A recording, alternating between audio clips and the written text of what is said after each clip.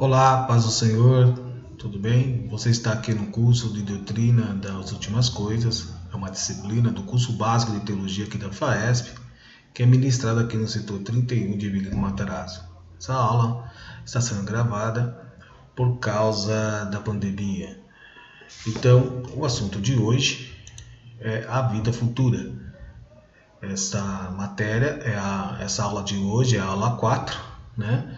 E existem todas essas outras aulas anteriores. Se você tiver interesse de acompanhar, é só você entrar aí no nosso canal e seguir a sequência aqui das nossas aulas, tá bom? Então nós vamos falar hoje sobre a vida futura. A vida futura é tratada nos dois testamentos da Bíblia Sagrada, né? Então nós vamos comentar como cada testamento fala sobre a vida futura, ok? O ensino do Antigo Testamento, vamos lá. Bom, a doutrina do Antigo Testamento sobre a imortalidade, ela baseia-se na relação entre o homem e Deus. Deus criou o homem conforme a sua imagem e semelhança. O propósito de Deus não era que o homem morresse. Então, era para o homem viver eternamente, sem pecado, e viver uma vida de comunhão para sempre. Entretanto, nós sabemos que o pecado entrou no mundo, né? Entrou no mundo e aí o homem passou a morrer, porque o salário do pecado é a morte. Acontece que com a morte há uma separação entre o corpo e a alma. E também o Antigo Testamento consistentemente ensina que a personalidade do homem sobrevive à morte. Então, em outras palavras, o corpo vai para a sepultura, mas a alma ela não vai para a sepultura, ela vai para um outro ambiente. E o ambiente que a Bíblia mostra que para onde as almas vão é esse lugar aqui, que no Antigo Testamento usamos a palavra hebraica Seol, né? Seol traduzido é inferno, o poço e a sepultura. O que não era o Seol? Seol não era o céu, né? Então eles tinham essa consciência de que não era o céu, porque nós vamos ver no Velho Testamento todas essas ocorrências aqui, onde ocorre essa palavra, né, em Provérbios 15, 24, Salmo 6, Jó 7:9, Salmo 88, são ocorrências dessa expressão Seol no original. E através dessas ocorrências, quando a gente lê, a gente consegue descrever como era o Seol. Então, o Seol não era o céu, né? Então, o Seol era um lugar, toda vez que se usa a expressão Seol, sempre está usando a expressão, é um lugar baixo, desceram a sepultura, né? Partes baixas da terra. Então essas são as expressões relacionadas, né, com a palavra inferno, sempre colocando o ser humano no nível mais baixo da terra. Então, se nós lermos Provérbios capítulo 15, versículo 24, está escrito assim: para o entendido, o caminho da vida leva para cima, para que se desvie do inferno embaixo. Então presta atenção, aqui ocorre a palavra inferno, que é Seol, que diz que é embaixo, né? Então essa expressão. Em Ezequiel capítulo 32, versículo 21 diz assim: filho do homem, planteia sobre a multidão do Egito e faze-a descer, a ela e as filhas das nações magníficas, as partes mais baixas da terra, juntamente com os que descem a cova. Então, o inferno aqui, no caso Seol, é tratado como as partes mais baixas da terra. No Ezequiel 32:18 diz assim: os mais poderosos dos fortes lhe falarão desde o meio do inferno, com os que socorrem. Desceram, jazeram com os incircuncisos, mortos à espada. Então, sempre quando falava que alguém morreu, ele ia para esse lugar, e esse lugar não tinha característica nenhuma de céu. Também neste lugar não tinha característica nenhuma de felicidade suprema, né? Então, Salmo 6, versículo 5 diz assim: tristezas do inferno me cingiram, laços de mortes me surpreenderam. Então veja que o salmista está falando do inferno, mas ele fala de um lugar triste, né? Está falando do Seol, mas é um lugar triste, tá ok? Também no Salmo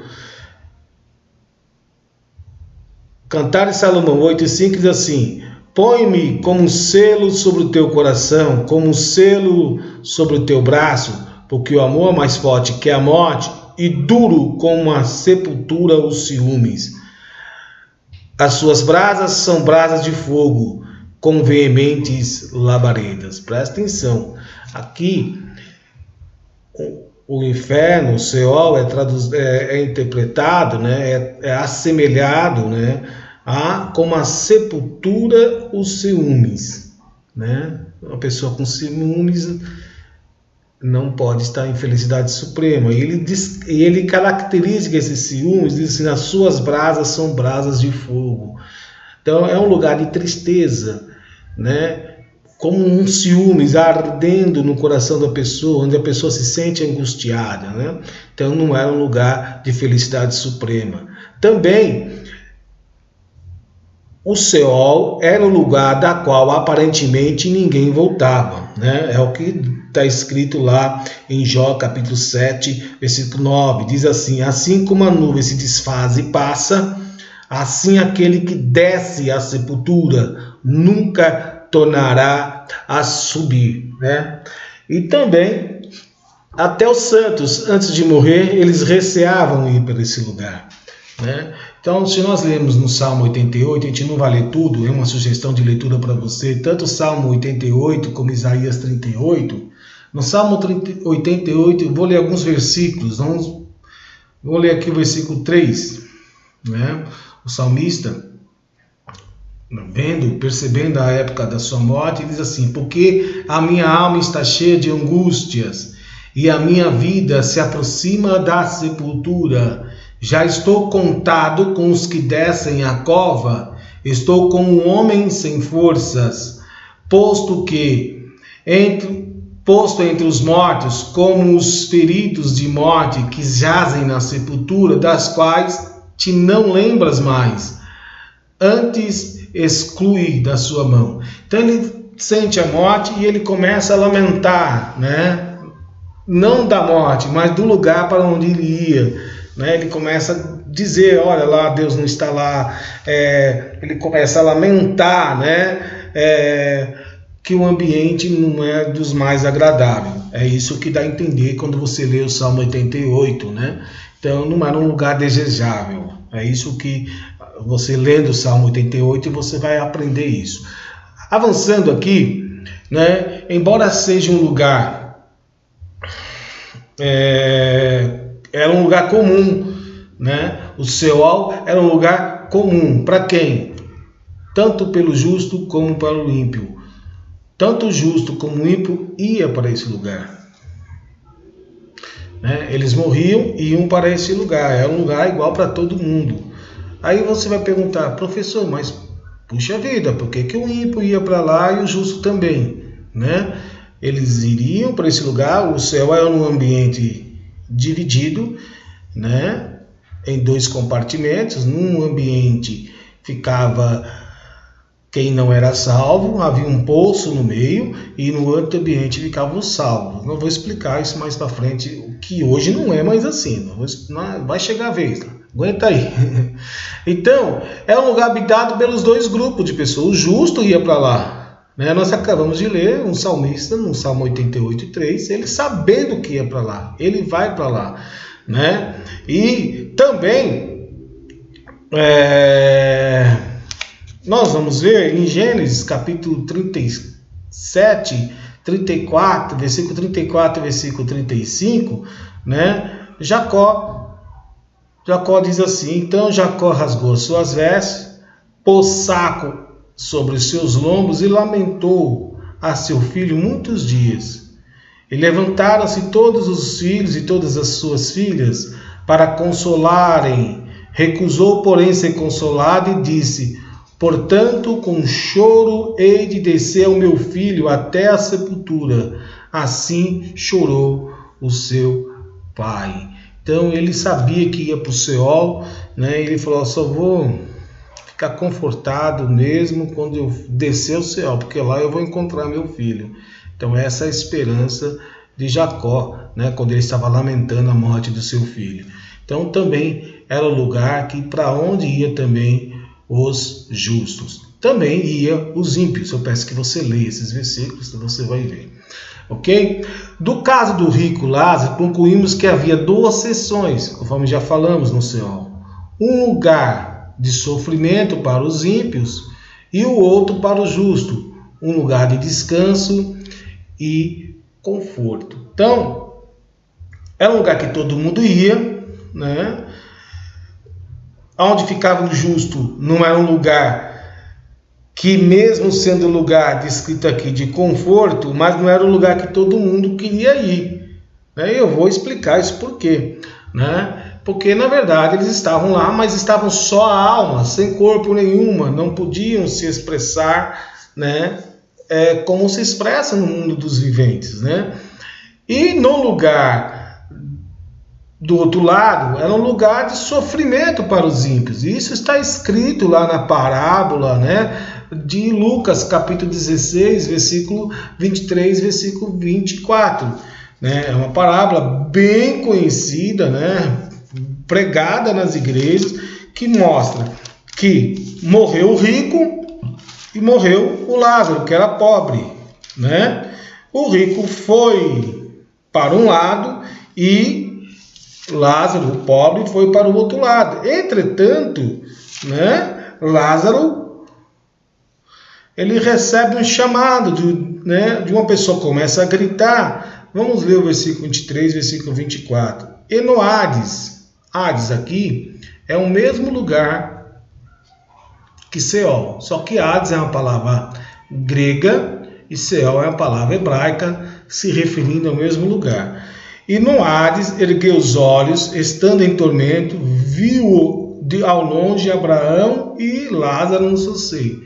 Então, o rico morreu, chegou lá no ambiente que ele estava, ele levantou os olhos, ele estava perturbado, né, sofrendo tormentas, ele viu lá o seio de Abraão. Seio é lugar de conforto, lugar, né, criança quando está no seio da sua mãe, né, ela se acalma, ela se sente acalentada, é conforto, né?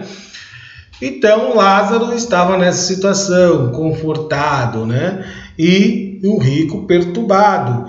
E clamando disse: Pai Abraão, tenha misericórdia de mim, manda Lázaro que molhe água na ponta do seu dedo e me refresque a língua, porque estou atormentado nesta chama.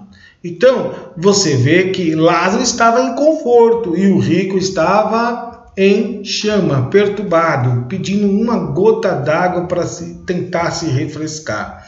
Né? Então, esse era o Hades, esse era o Seol, que era ensinado, né? Nós vemos várias referências falando de Seol no Antigo Testamento. Ok? Bom, entretanto, os santos do Antigo Testamento, eles iam para lá, mas eles tinham uma esperança de sair de lá. Eles tinham uma esperança de ser resgatados.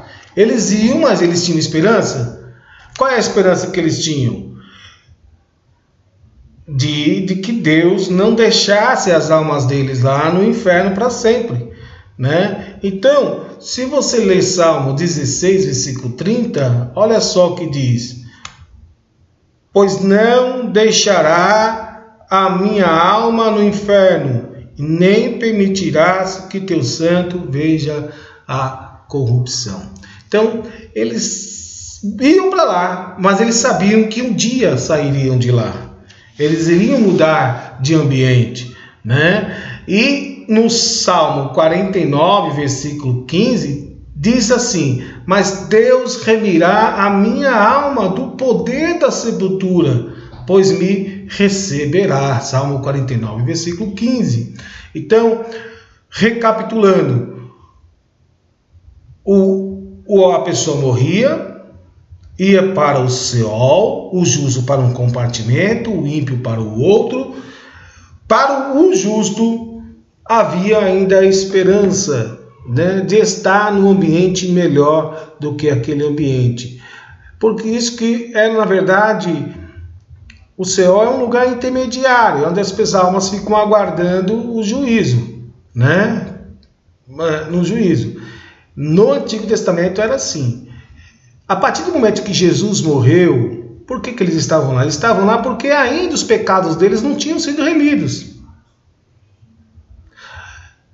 Você deve ter em conta que Jesus morreu na cruz do Calvário, ele morreu para salvar não somente as pessoas. Imagine aqui, ó, daqui para cá, 2, 3 mil anos antes de Cristo, várias pessoas creram em Jesus, mas essas pessoas não foram para o céu diretamente, porque ninguém morreu pelos pecados deles. E daqui para frente é a nossa geração. Então, Jesus, quando morreu na cruz, ele morreu para salvar tantas pessoas que viveram na época do Antigo Testamento, como em relação às pessoas que morreram do Novo Testamento, que é a nossa era. Ou seja, a cruz de Cristo, ela alcançou as pessoas de todas as eras, né? Mas eles não poderiam ir direto para o céu exatamente porque ainda Jesus não tinha morrido por eles. Mas eles profetizavam, eles ansiavam a morte de Jesus. Por isso que eles tinham a esperança da vinda do Messias, porque eles precisavam desse resgate. Então eles sabiam que ia para esse lugar, sabiam que ia ficar lá, aguardando a morte do Senhor Jesus. Então, você vai ver que isso aqui se cumpriu, né, durante a morte de Jesus. Lá está escrito em Efésios capítulo 8, nós vamos ler aqui com vocês. Efésios capítulo 8, está escrito assim: por isso diz, subindo ao alto, levou cativo o cativeiro e deu dons aos homens. Ora, ele subiu, que é, senão que também tinha descido às partes mais baixas da terra. Aquele que desceu também é o mesmo que subiu acima de todos os céus para cumprir todas as coisas. Então aqui Paulo está dizendo que Jesus desceu às partes mais baixas da terra, Seol, e levou cativo o cativeiro. Então ele desceu, subindo ao alto, levou cativo o cativeiro. Todo mundo que estava lá, que nesse ambiente, no seio de Abraão, ele transportou todo mundo hoje para o paraíso. Hoje, quando o crente morre, ele morre para estar com o Senhor. É o que a Bíblia diz. Ele já vai para o paraíso, né? Por isso que nós usamos, né, essa expressão: fulano dorme no Senhor. Fulano foi promovido às mansões celestiais. O irmão fulano está com o Senhor. Ele não está mais no Seol. Hoje ele está com o Senhor. Nós, né, crentes do Novo Testamento, se juntamos aos crentes do Velho Testamento no lugar celestial, né? É o que a Bíblia ensina. É o que a Bíblia ensina. A palavra do Senhor ensina dessa maneira. Amém, irmãos? Vamos lá. Bom, ainda avançando aqui, né, sobre o Velho Testamento, nós vamos ver outras evidências do Antigo Testamento sobre a vida futura, né? Então, vamos ler aqui, por exemplo, lá em Gênesis capítulo 25, versículo 8, tem uma frase, né? A frase aqui diz assim: foi congregado ao seu povo, morreu e foi congregado ao seu povo. Essa expressão foi usada em relação a Abraão, a Moisés, Arão e Davi. E se foi congregado ao seu povo, então esse povo está tendo uma existência consciente após a morte e o sepultamento. pois esses homens não foram enterrados nos túmulos dos seus ancestrais. Por exemplo, Moisés, quando morreu, ele não foi congregado no mesmo túmulo de Abraão. Arão, quando morreu, ele não foi para o mesmo túmulo de Moisés, e Davi também não. Então, mas mesmo assim foi congregado ao seu povo.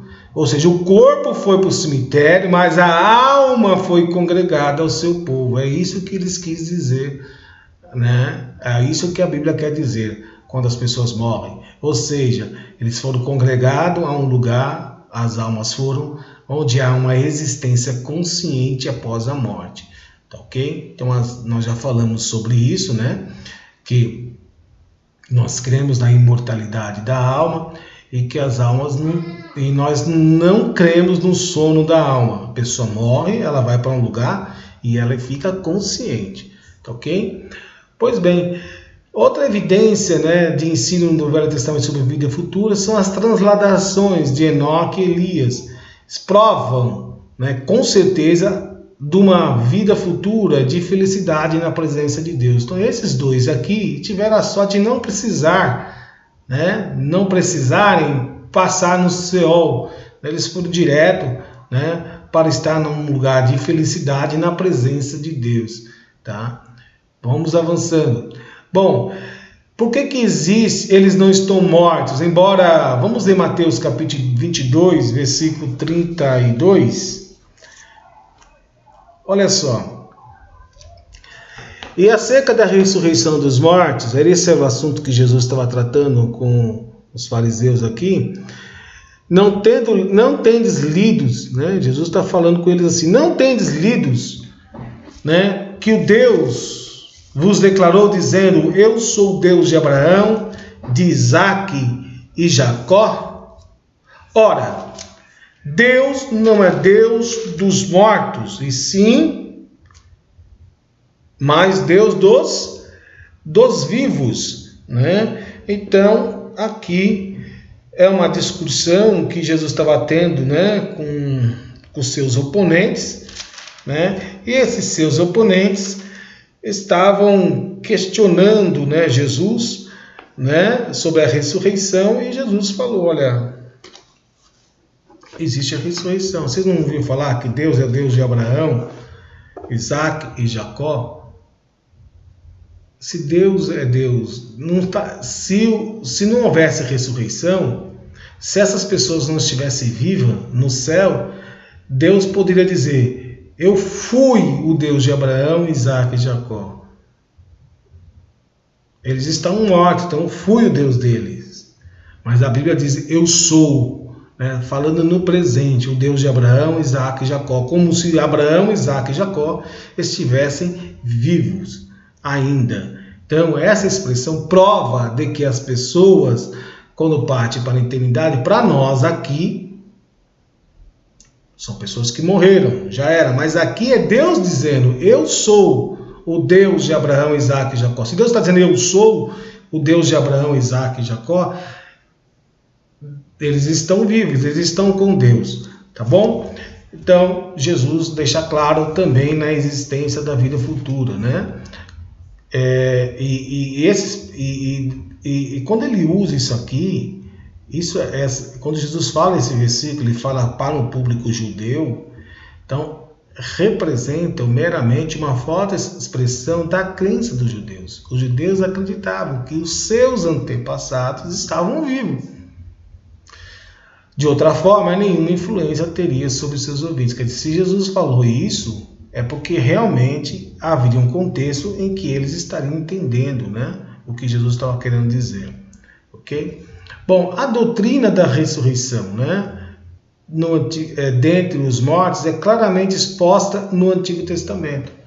Por exemplo, se você ler lá em Daniel capítulo 1, versículo 2, lá fala da doutrina da ressurreição, quando o profeta diz que uns ressuscitarão para desprezo eterno e outros para glória eterna. Então, isso também está escrito de maneira bem exposta, bem explícita no Antigo Testamento, né? Sobre a doutrina da ressurreição. Outra evidência, quando Jacó disse, com choro hei de descer ao meu filho até a sepultura, literalmente Seol, assim na tradução brasileira, de maneira nenhuma ele se referia à sepultura literal, pois ele supunha que o corpo de José fora devorado por uma fera. Então ele sabia que o corpo de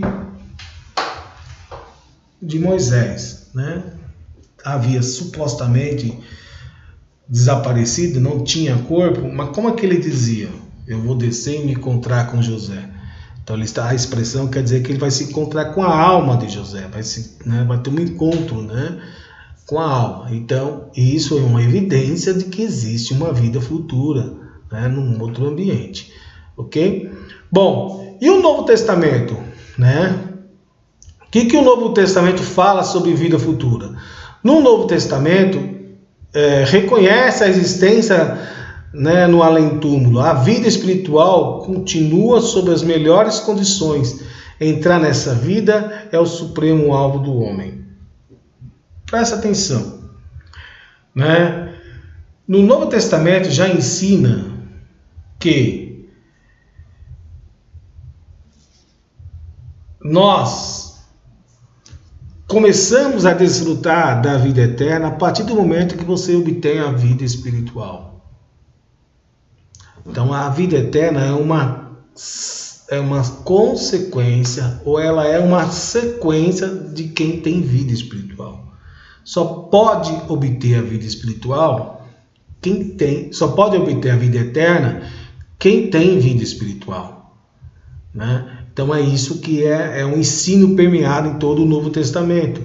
Veja só o que está escrito em João 3,36. Ele diz assim: aquele que crê no Filho tem a vida eterna. Não fala terá a vida eterna. Aquele que crê no Filho tem a vida eterna. Mas aquele que não crê no Filho não verá a vida, mas a ira de Deus sobre ele permanece. Então, nós temos dois grupos de pessoas. Pessoas que já têm a vida eterna e pessoas que sobre ele a ira de Deus permanece. Então, quem crê e for batizado será salvo. Quem não crê já está condenado, né? Então, é isso. A vida, aceitou Jesus, a pessoa desfruta a vida espiritual, que depois ela terá uma continuidade com a vida eterna. Esse é o ensino do Novo Testamento. Em João capítulo 5, 29 diz assim: e os que fizeram bem sairão para a ressurreição da vida, e os que fizerem mal para a ressurreição da condenação. Então fala aqui, né, são vários versículos do Novo Testamento que fala da vida eterna. Nós, quando pregamos o Evangelho, nós pregamos o Evangelho prometendo vida futura, prometendo vida eterna, porque é o que Jesus mandou pregar. Jesus foi ido por todo mundo pregar o Evangelho a toda criatura. Quem crê e for batizado será salvo. Quem não crê está condenado, né? Então o Evangelho é isso aí. O Evangelho é o maior propagador de vida eterna, né? Então existe uma vida vindoura, agora está oculta, mas se manifestará quando Cristo, que é nossa vida, aparecer. É o que está escrito em Colossenses capítulo 3, versículo 4, né? Nós estamos aguardando uma vida vindoura. Em Tiago capítulo 1, versículo 12, diz assim: Cristo dará a coroa da vida prometida àqueles que o amam, né? Então, no Novo Testamento há muito mais versos, né, abundantes sobre vida futura, de maneira muito mais explícita, né?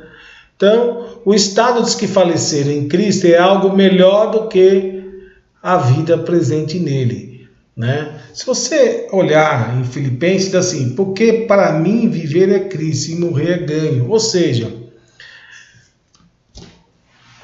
isso mostra o grau de qualidade da vida futura, que a vida futura é muito melhor do que a vida presente, né?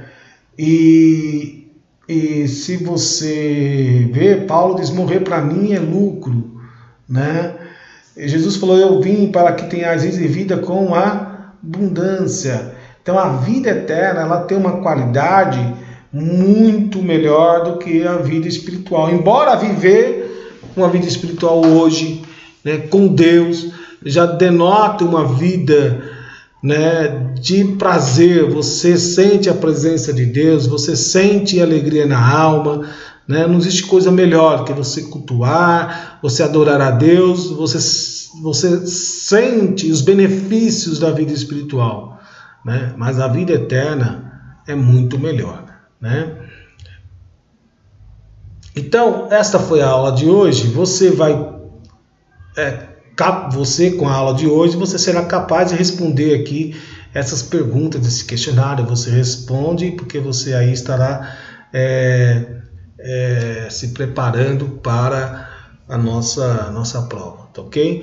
E esse livro, essa aula é baseada nessa bibliografia do livro Conhecendo as Doutrinas da Bíblia, da editora Vida de Meyer Pema. Então, que Deus os abençoe. Essa é a aula de hoje. Continue estudando, lendo. Não esqueça de ler, né, o assunto de hoje, tá bom? E que Deus fale melhor no seu coração. Amém.